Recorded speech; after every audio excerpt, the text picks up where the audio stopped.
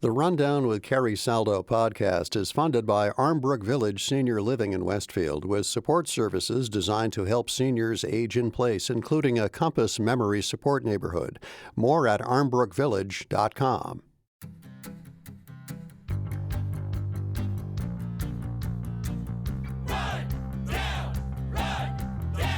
This is The Rundown, your weekly news and review from Western Mass. I'm Carrie Saldo. In studio this week with me are April May Munford, a reporter at the Republican newspaper, Luke Rood, editor-in-chief of the Massachusetts Daily Collegian, and NEPM reporter Karen Brown. Later in the show, we will discuss a new federal civil rights complaint about an alleged racially hostile school environment in Southwick, and whether the Berkshire Flyer train service from New York City to the Berkshires is running out of steam or not.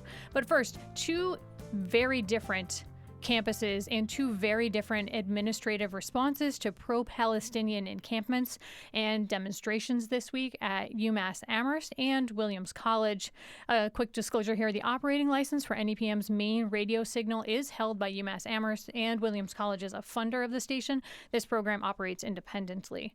So a new encampment, as probably many of you have been hearing in the news, there at UMass, and a new round of pro-Palestinian demonstrations. Those actions prompted over 130 arrests queued by the administration at UMass Amherst. Luke Rood, you are about to graduate from that institution, and as I said, you're also the editor-in-chief of the Massachusetts Daily Collegian. What's the atmosphere on campus like now? Yeah, atmosphere it's pretty dark. Some people are excited for graduation, but a lot of people are angry. There's a lot of anger. People with the administration, primarily speaking, with their response to things. Student government voted no confidence in Chancellor Javier Reyes on Wednesday, one day after the arrest. So obviously seeing that anger coming out in the form of action regarding that particular element. U.S. Representative Jim McGovern, whose district includes Amherst, told the NEPM's Fabulous 413 that he disagreed with Chancellor Reyes' decision to call the police. The idea of arresting people who, to the best of my knowledge, were engaged in a peaceful protest, I think is something I feel terrible about it. I wish it had not happened. But we need to figure out a way to move forward, and hopefully the university will be open to meeting with the students and faculty members, and we need to move beyond this. Luke, at this point, hearing what Representative McGovern said, they're moving beyond this. What do you think it will take? Yeah, there's a lot of people calling for Reyes to be fired, to resign. People are getting pretty serious with this. I'm not too sure if that's going to happen. I have doubts about that. And when you say people, you mean students, faculty? Faculty are enraged. Students are enraged. On the other end of that coin, there are people coming out supporting the chancellor. Trustees Chair Stephen Karam said, quote, "We have absolute confidence in his leadership, his integrity, and his commitment to our students." That's him regarding Chancellor Reyes. And then UMass President Marty Meehan also said, quote, "A dedicated and thoughtful chancellor who is deeply committed to our students and their education, well-being, and safety." But obviously a lot of disagreement among students on that one. Yeah, the problem is that Reyes has done a very good job at making really personal connections with a lot of students and a lot of faculty, myself included. I've had multiple conversations with him, hours on end, interviews, and so for a lot of people, when they see him make a decision like this, it feels like a betrayal of trust. And it feels like to a lot of students and faculty who have gotten to know him and who have been excited for his leadership, they see him bring in state police and weaponize UMass resources. The use of the Mullen Center, where I'm going to graduate from, was used to hold students as a detention center. We did see the administration a few weeks ago come out and say, look, students have a right to protest. They have a right to raise their voice. We draw the line at them creating permanent encampments. And then we saw a previous protest, students took down an encampment at the behest of the administration. That didn't happen this time. Police were called in to remove that encampment. What do you where do you see these different tactics coming in? Yeah, I mean, to my knowledge, the first time the encampment was taken down, the protesters were in talks with administration, and they were getting somewhere. And so they decided to take things down and remain in conversation. However, the conversation stopped going well. The situation changed. People were negotiating. Negotiations didn't go well, and they decided to keep the encampment up. And hours afterwards, state police were called in over 109 state police troopers within 2 hours after those negotiation ends pulled up. Karen Brown. Yeah, several of my colleagues have been covering this from the newsroom, and one of the things that the chancellor had said was that arrests would happen as an absolute last resort. So my colleagues called the the news department at UMass and said, "What was that last resort? Why did it come to that point? What is it that happened? By your own words, that was a last resort." They tried 3 or 4 different times to get a response, not a single response. So that is, I think, still a big mystery, is why did it come to that? April May Munford. I think what's interesting is how the protests are unraveling on Canada's university campuses. The police and officials there say they're closely monitoring the protests, but the students are still protesting. So they haven't been stopped from exercising their voices. And in some U.S. colleges, it's been similar, too. At Williams College in Williamstown, in fact, they have an encampment there in the center of campus. It's doubled in the last week according to the Berkshire Eagle, from about 20 tents to about 40 tents, and a very different response from that administration. The president of the college came out, Maud Mandel, and said that the students have a right to assemble, and encampments do not violate school policy. So obviously, every campus and every even at administration. UMass a year ago, there was an encampment on a different issue regarding housing, and as far as I know, there was no efforts to remove that encampment. That was about it was a a year completely ago. different response. Different chancellors, and Reyes is trying to make a point. He's a first year, he's a freshman. He's trying to do his, put his fist down, I think, in a different way than Subaswamy did. But we even see with the former chancellor. Former UMass. chancellor, yeah, thank you.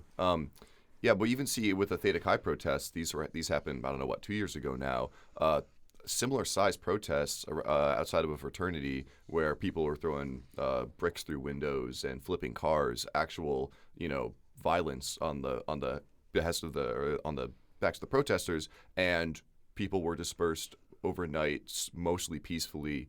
There was, just local police, our UMass Police Department kind of cleared up the scene and really winded things down. So there's a big difference there. Chancellor Reyes did release a statement in the midst of all this, saying that the protesters were warned there would be arrests if the encampments was not removed, and it was not the outcome that the administration had hoped for.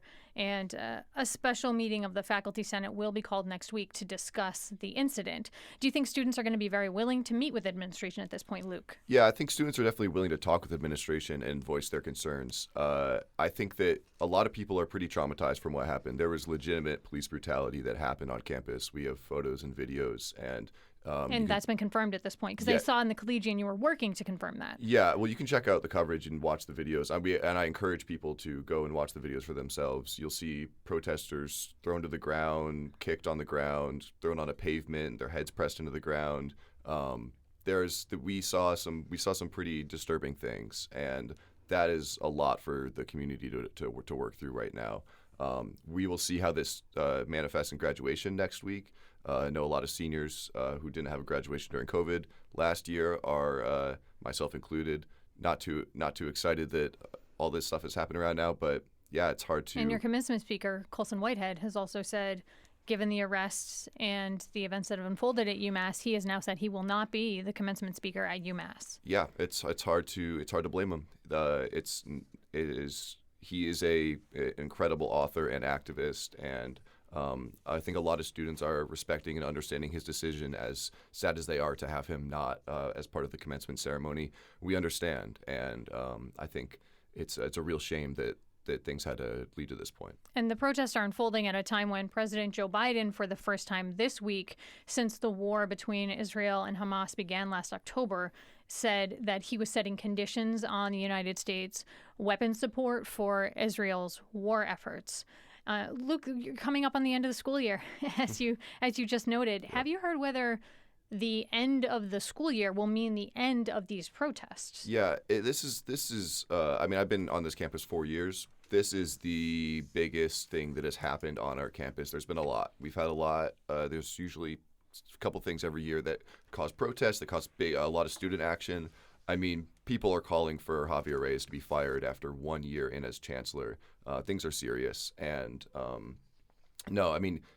I think luckily for administration, the semester's ending and summer's about to come up. Students are going to be leaving campus, but I have a hard time believing that people are going to forget about what happened May 7th, and I think that the protests are going to be back up in swing in full force come the fall semester, especially considering the upcoming election. The fact that there's a date now makes a difference, the May 7th date. Yeah, absolutely. Well, I'm going to, obviously, an issue that we will keep watching. I'm going to move us on to a different topic. There was a leapfrog safety report card for Western Mass that looks at hospitals, and those report cards were mixed. I have a hard time saying leapfrog without thinking about children's educational toys. Maybe that just shows you where I am in my life, but I digress. Susan Sutterborough was writing for Mass Live on this issue, and she found that 14 hospitals saw worsening grades, including 2 right here in Springfield. The Leapfrog group enlists a panel of experts twice a year to evaluate patient safety at hospitals around the country based on hospital data. And according to that data, Mercy Medical Center went from an A to a B, and Bay State Medical Center went from a C to a D. A D grade is the second lowest grade on its scale. It uses the same grades that we're familiar with from our old, probably childhood education, A through F there. We'll get to some more optimistic news in a minute, but I led with the negative because Bay State and Mercy Medical Centers are in Springfield, and they are our largest city, the largest city in our region, our largest population center. So those grades have the potential to highly negatively impact most people. Karen, what are your reaction to these findings?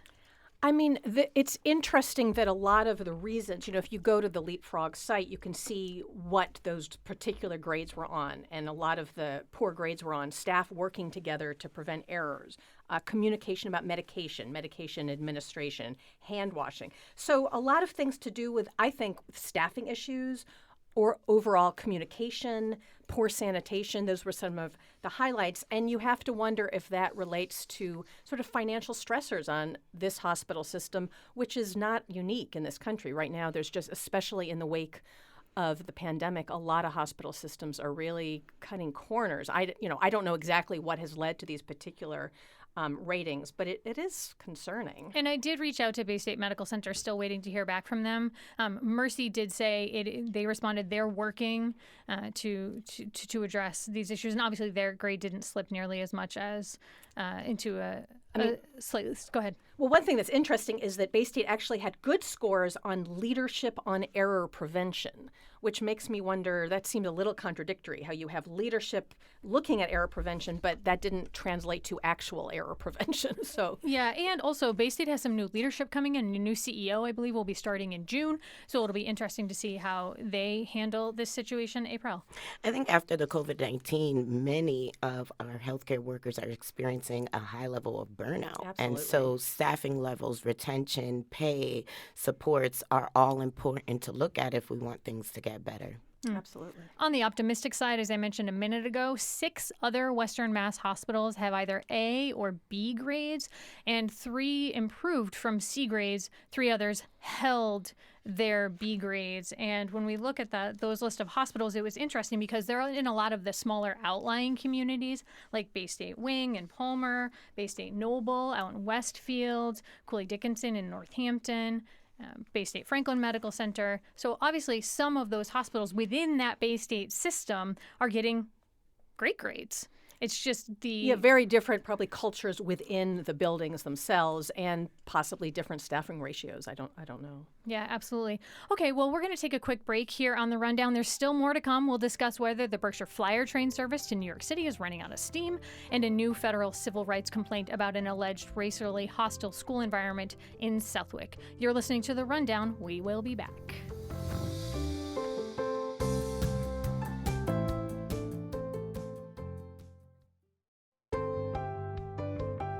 Welcome back to The Rundown. I'm Carrie Saldo here with this week's Newsies, April May Munford, Luke Rude, and Karen Brown. If you have thoughts or questions, email us, therundown@nepm.org. April, a federal civil rights complaint filed against Southwick Tolland Granville Regional School District and the Southwick Regional School on behalf of Skyla Lopez, an 8th grader in the district who was subject to an online mock slave auction by other students. You've covered this for The Republican and Mass Live. What does this complaint from Lawyers for Civil Rights in Boston allege? This lawsuit alleges that 13-year-old Skyla, now 14-year-old, has been experiencing this bullying, race-based bullying, since she began attending school in the fall of 2023.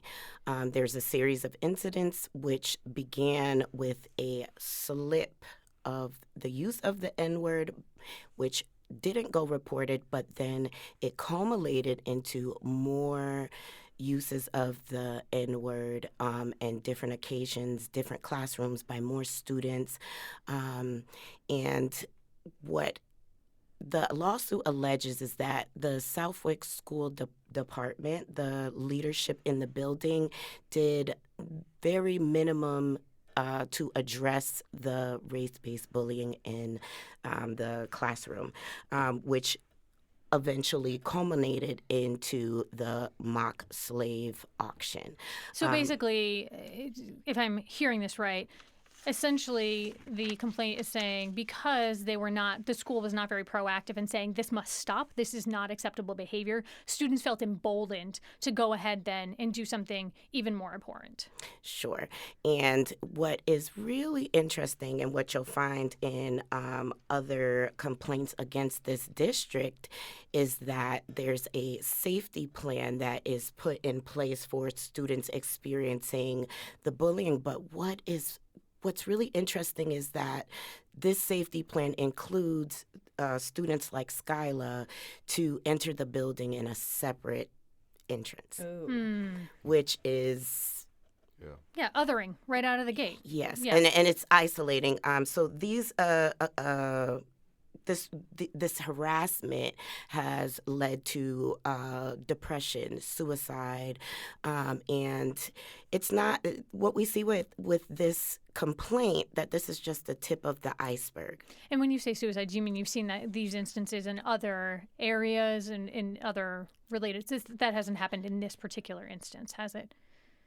You raised suicide as an issue. Yes, it hasn't happened in this instant, but in other instances across the. And this is not the first complaint that was filed against the district in relation to this specific incident. NEPM's Basil Pursley spoke with the NAACP's Bishop Talbert Swan, and which in March filed a civil rights complaint of their own with the Massachusetts Department of Education. Swan went on to allege that the racial discrimination in Southwick has been going on in that district for years. It has. We don't want a simple addressing of the slave auction as a singular incident and problem. It's systemic, and there needs to be, some level of accountability on a higher level with this district. April, what has the district said in response to these complaints? The district hasn't said much. And there's a letter of finding in July of 2023 that DESE says that the district did not comply with their own anti-bullying policies. And beyond these complaints, 6 students involved with conducting that auction are facing criminal charges from the Hampden County District's Attorney's Office. So clearly, so much going on here that the community is watching. How's the Lopez family handling all of this?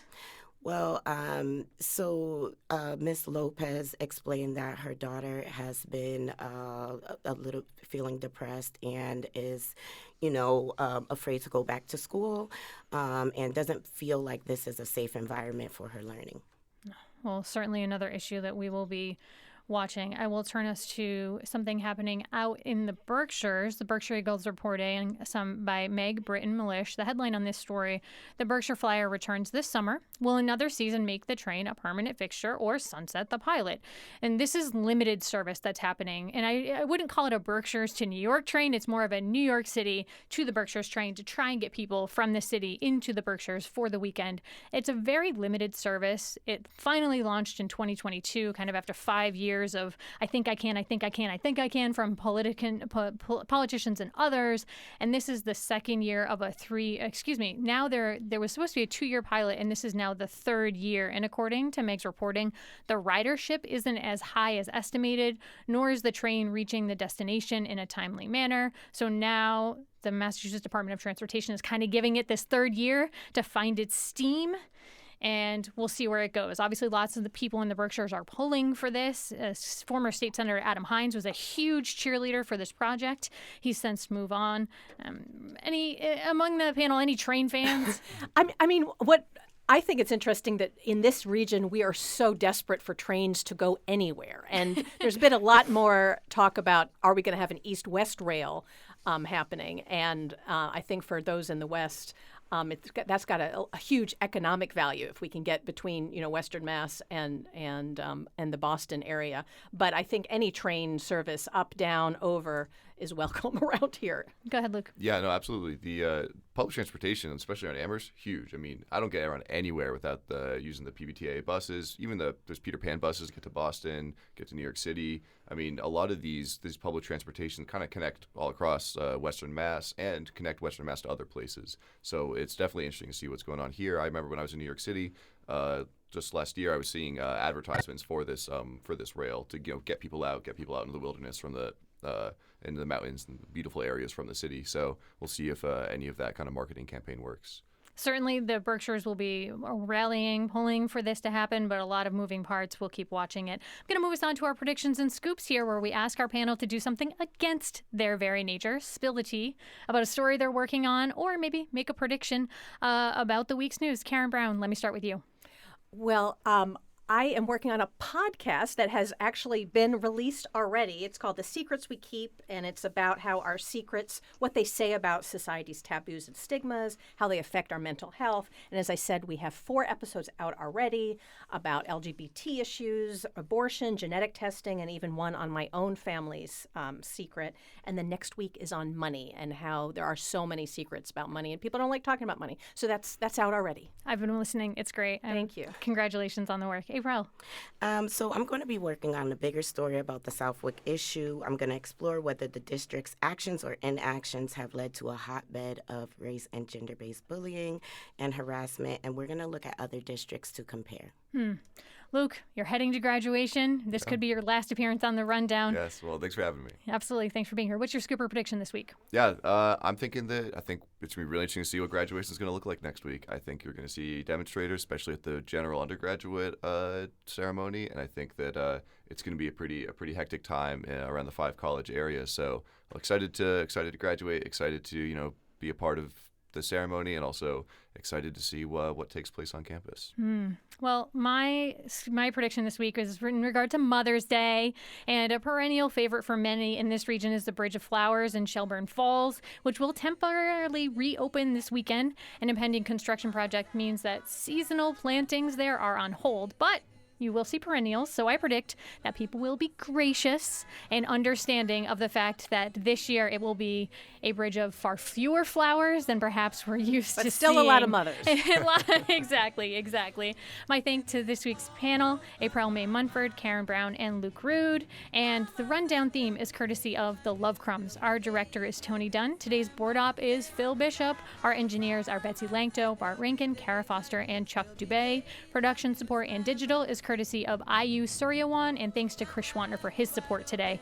You've been listening to The Rundown. I am Carrie Saldo. Happy Mother's Day weekend, everyone.